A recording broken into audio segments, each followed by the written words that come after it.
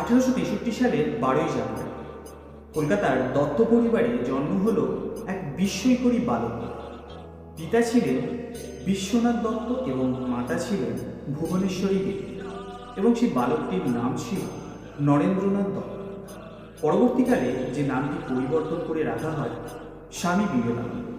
হ্যাঁ, আজ সেই বীর সন্ন্যাসী স্বামী বিবেকানন্দের 164তম জন্মদিনে ওনাকে জানাই শতকোটি প্রণাম। আজ আমরা স্বামী বিবেকানন্দের কিছু উপস্থিত বুদ্ধির কথা জানি। স্বামীজি তখন কলেজে পড়তেন। ওনার কলেজে একজন ইংরেজ প্রফেসর ছিলেন, যে প্রফেসর ইন্ডিয়ানদের একদমই পছন্দ করতেন না। তো একদিন দুপুরের লাঞ্চ টাইমে সেই প্রফেসর একটি বেঞ্চে বসে লাঞ্চ করছিলেন, এবং স্বামী বিবেকানন্দ সেই টেবিলে বসেই লাঞ্চ করা শুরু করলেন। যে ঘটনাটি সেই প্রফেসরের একদমই ভালো লাগেনি, কারণ তিনি ইন্ডিয়ানদের একদম পছন্দ করতেন না, একসঙ্গে খাওয়া তো দূরে কথা। সেই প্রফেসর তখন স্বামীজিকে বললেন, একটি সাদা পাখি এবং একটি কালো শুয়োর কখনো একসঙ্গে খেতে পারে না। যে কথার উত্তরে স্বামীজি বলেন, ঠিক আছে, আমি তাহলে অন্য টেবিলে উড়ে যাচ্ছি। এই কথাটি শোনার কিছুক্ষণ পর সেই প্রফেসর বুঝতে পারেন এখানে কাকে সাদা পাখি আর কাকে কালো শুয়োর বলা হয়। এই ঘটনাটির পর সেই প্রফেসর অত্যন্ত রেগে গেল এবং মনে মনে বদলা নেওয়ার কথা ভেবে ফেলল।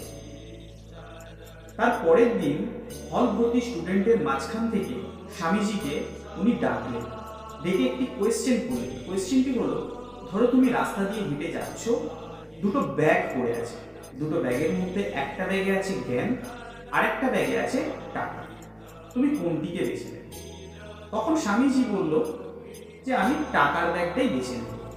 সেই কথা শুনে সেই প্রফেসর বললেন, আমি যদি তোমার জায়গায় থাকতাম আমি তাহলে জ্ঞানের ব্যাগটা নিয়ে নিতাম। তখন স্বামীজি বলেন, হ্যাঁ, আপনি তো জ্ঞানের ব্যাগটা নেবেনই, কারণ যার কাছে যেটার অভাব সে তো সেটাকেই নেবে। সেটি শুনেও সেই প্রফেসর অত্যন্ত রেগে গেলেন। এরপরে যখন এক্সামের সময় এলো, তখন সমস্ত স্টুডেন্টের এক্সাম সিটে নাম্বার দেওয়া ছিল, কিন্তু স্বামীজির এক্সাম সিটে লেখা ছিল ইডিয়েট। যখন স্বামীজি সেই এক্সাম সিটটি পান, তখন দেখলেন যখন ইডিয়েট লেখা আছে, তখন তিনি সঙ্গে সঙ্গে সেই প্রফেসরের কাছে গেলেন এবং বললেন, স্যার, আপনি সিগনেচারটা ঠিকই করেছেন, কিন্তু আমাকে নাম্বার দিতে ভুলে গেছেন। সেই কথাটা শুনেও সেই প্রফেসর আবার রেগে গেলেন। তো এই ছিল কিছু স্বামীজির উপস্থিত বুদ্ধির ঘটনা।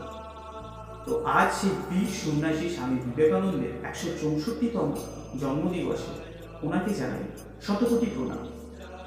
নমস্কার, সকলে ভালো থাকবেন, সুস্থ থাকবেন।